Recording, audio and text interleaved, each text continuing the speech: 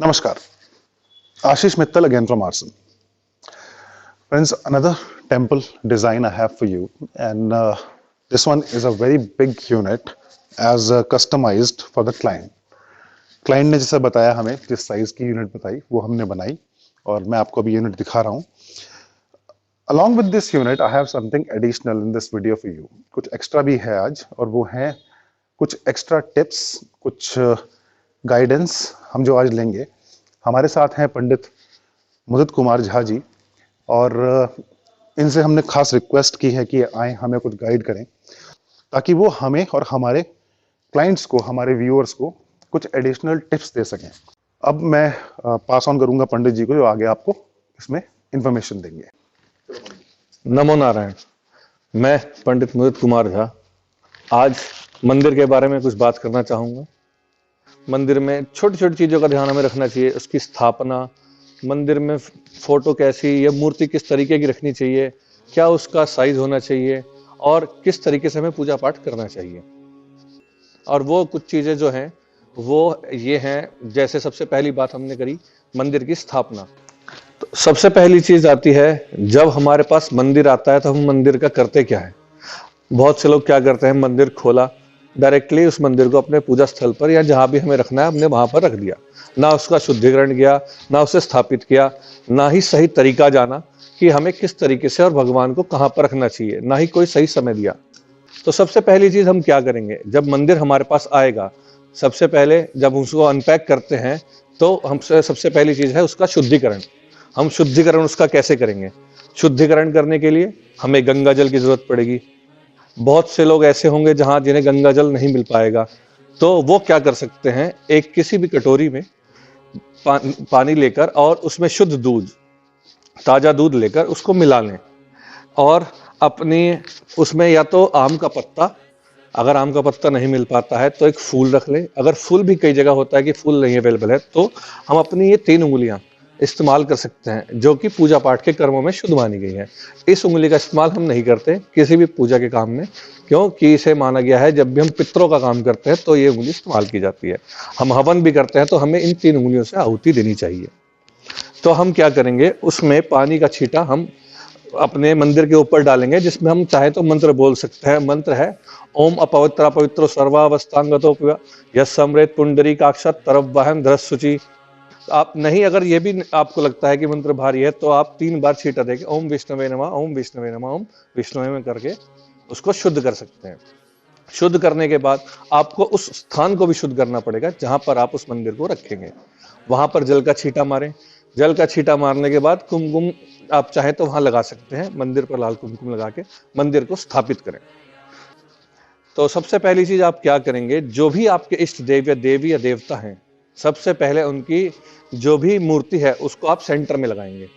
उसको सेंटर में लगाने के बाद बाकी जो भी, जैसे आपकी इष्ट हैं देवी दुर्गा, तो आप देवी दुर्गा की फोटो को बीच में लगाकर बाकी जो भी भगवान हैं उनके दाएं बाएं लगा सकते हैं.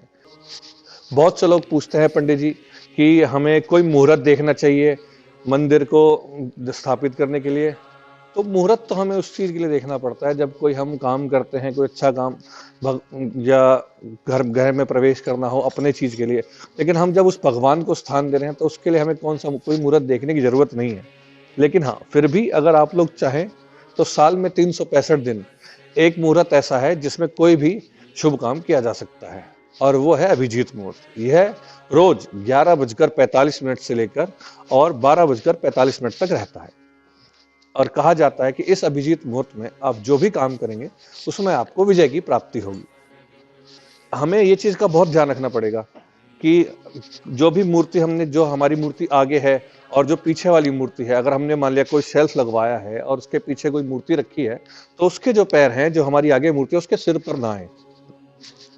और हम उस हिसाब से मूर्तियों को आमने सामने भी ना आने दें, कि मूर्तियां साफ दिखनी चाहिए. हमारे पास जो मंदिर, जो गर्भगृह जिसमें हमने मूर्तियां रखी हैं, उसमें आमने सामने दिखाई दें.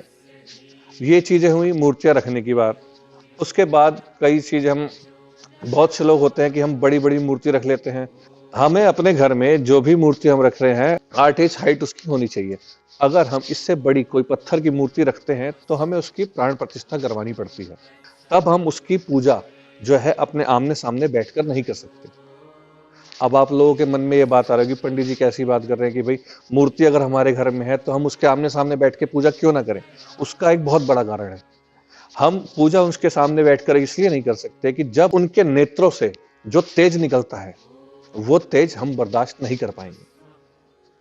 इसीलिए हमें बिल्कुल सामने ना बैठकर थोड़ा सा साइड में होकर पूजा करनी चाहिए। हनुमान जी कभी भी आपने देखा हो तो उनके श्री रामचंद्र जी के हमेशा चरणों में बैठे रहते थे, और जब भी अगर वो सीधे हैं तो वो इस डायरेक्शन में हाथ जोड़े यूं करके बैठे रहते थे, कभी उनका सामना नहीं किया।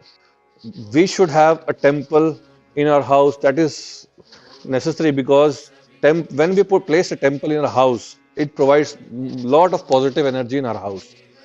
तो ये कुछ छोटी छोटी चीजें थी जो हमने आपको बताई, आपको मंदिर की स्थापना कैसे करनी चाहिए, मंदिर का शुद्धिकरण कैसे करना चाहिए, और मंदिर में भगवान की मूर्ति किस प्रकार रखना चाहिए। नमो नारायण। पंडित जी का धन्यवाद, बहुत समय दिया पंडित जी ने, बहुत अच्छी बातें ही बताई।